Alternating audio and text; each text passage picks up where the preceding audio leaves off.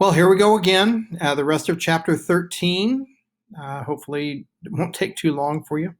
A couple of things we're going to talk about. First of all, is to understand the difference between informative and persuasive speeches. We talked before about informative is to inform, not to change, persuade, or whatever. But persuasion is usually incremental, a little bit at a time. Over time, it's usually a process. We don't do it just in one fell swoop that people change their mind, and persuasion can be ethical, where informative speeches tend to not be ethical. We're going to talk about this more in chapter 14, but just to understand that persuasion, when you try to change people's minds, whether to change from Diet Pepsi to Diet Coke, not ethical, but to be for or against different social issues can be highly ethical. So we take it easier on the informative speeches. And then I have a list of topics here for you. Previously, I talked about in terms of a classroom exercise of informative or persuasive, but I thought I would include them here because as you're going to be coming up with an informative speech to do, here are a variety of topics. I'm just not even going to read these, but just show them to you, and maybe you might want to pick one of these. But whenever you pick a topic, just make sure you have enough research that will be easily available. Don't make life harder for yourself. But, so these I think would all be working to have good online resources available. So anyway, so there's those topics. Hopefully you can see those, stop the video and watch those, or, look at those in more detail. Okay, there's another slide of those. So stop the slide there if you want to look at those in detail. Okay, informative techniques, methods of being informative speaking that might be helpful for you. First of all, limit your information. Now, when I give a speech, I love to give everybody everything about everything, and you just can't. You have to accept the fact that in a 5 or 6 minute speech, you can only say so much, and you just need to convince yourself. Some of us don't have this issue, but those of us who talk a lot, we have to say, I can only tell them so much. I'm going to tell them this, that, and the other, and I'm not going to tell them everything, and it's just going to have to be good enough. That's the way it is. Can't do it. Can't talk fast to get it all in.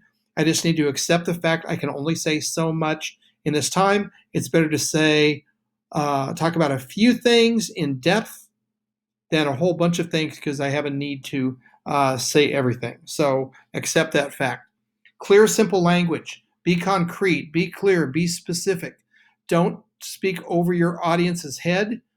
Either you need to, realize where your audience is at and speak to them, and then also don't use arrogance or to show how much you know and how smart you are by the vocabulary you use.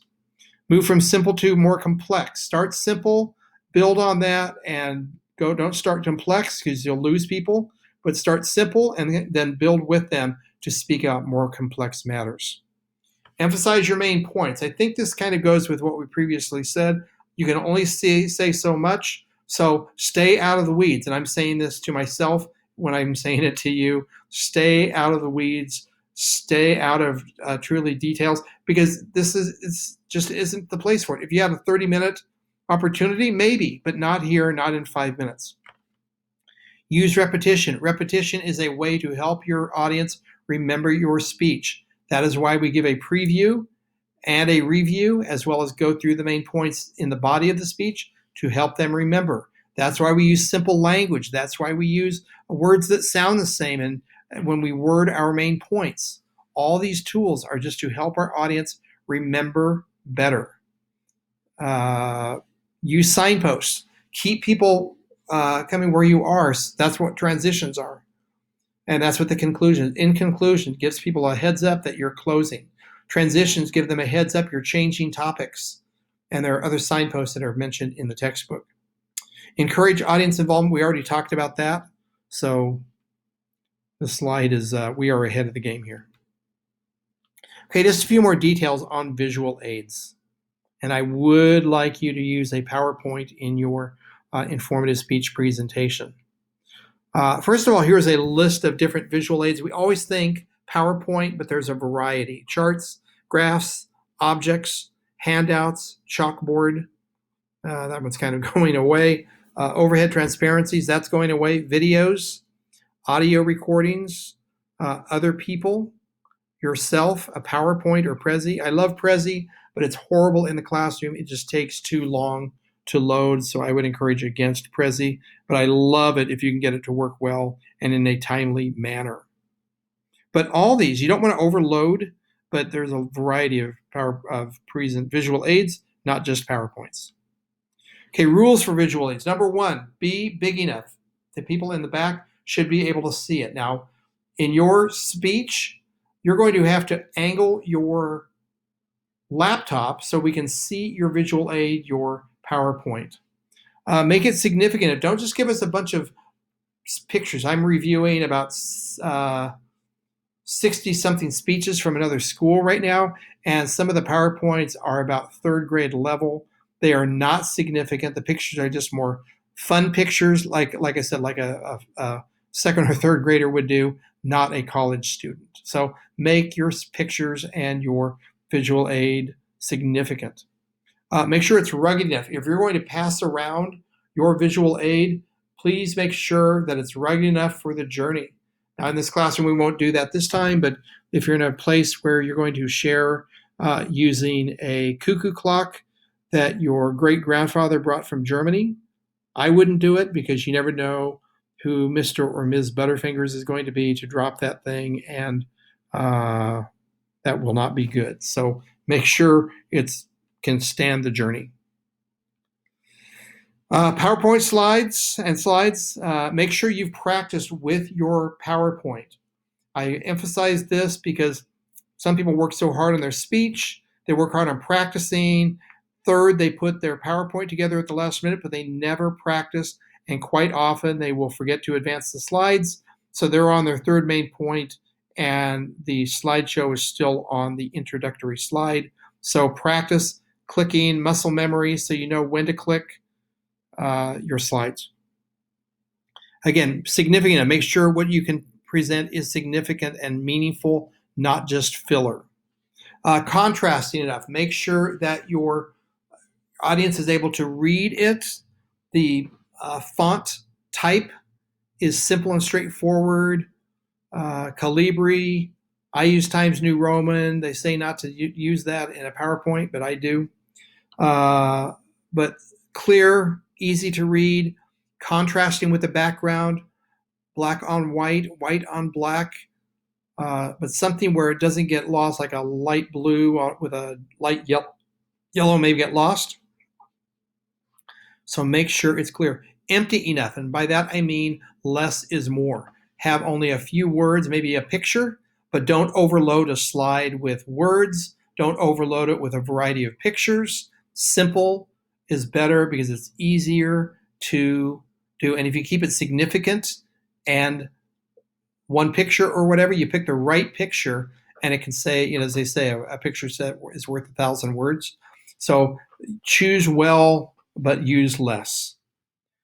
And then bibliography lists, meaning don't bother with a bibliography for me. Some instructors might prefer that, but the reality is you put all that work into it, you sling it up there, it's up there for 5 seconds.